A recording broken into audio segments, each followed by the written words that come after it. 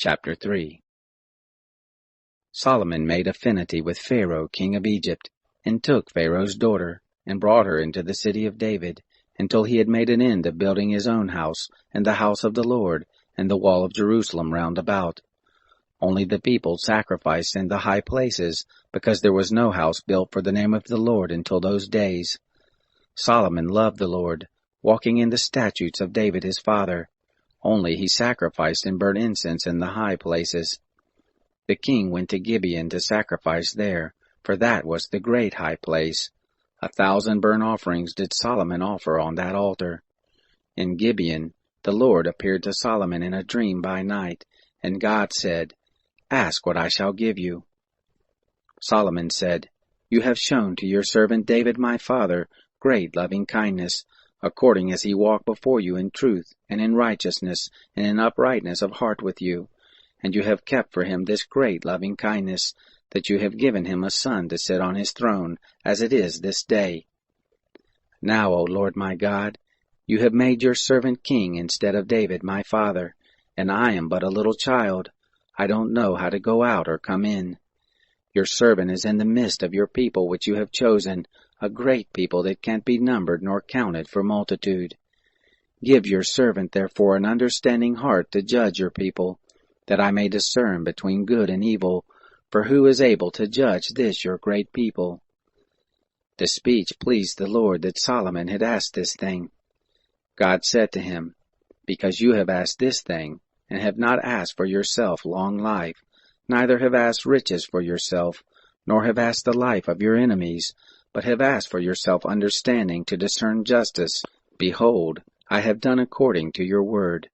Behold, I have given you a wise and an understanding heart, so that there has been none like you before you, neither after you shall any arise like you. I have also given you that which you have not asked, both riches and honor, so that there shall not be any among the kings like you all your days. If you will walk in my ways, to keep my statutes and my commandments, as your father David did walk, then I will lengthen your days." Solomon awoke, and behold, it was a dream, and he came to Jerusalem, and stood before the ark of the covenant of the Lord, and offered up burnt offerings, and offered peace offerings, and made a feast to all his servants. Then there came 2 women who were prostitutes to the king, and stood before him.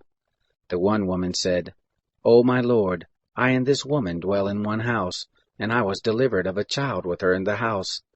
It happened the 3rd day after I was delivered, that this woman was delivered also, and we were together.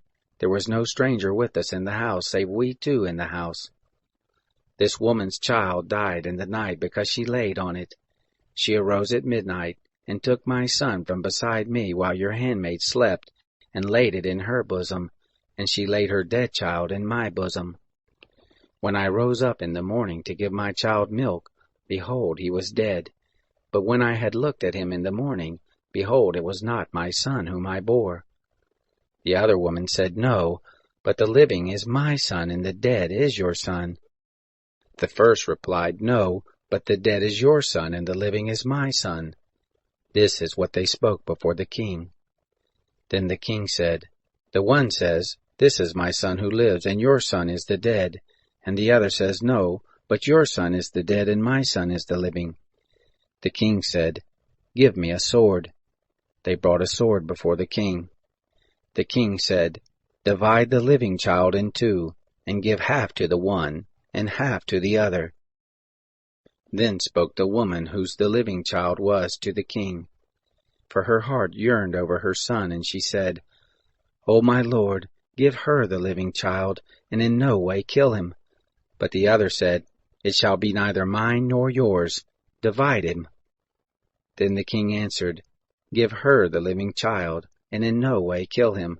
She is the mother of him." All Israel heard of the judgment which the king had judged, and they feared the king, for they saw that the wisdom of God was in him to do justice.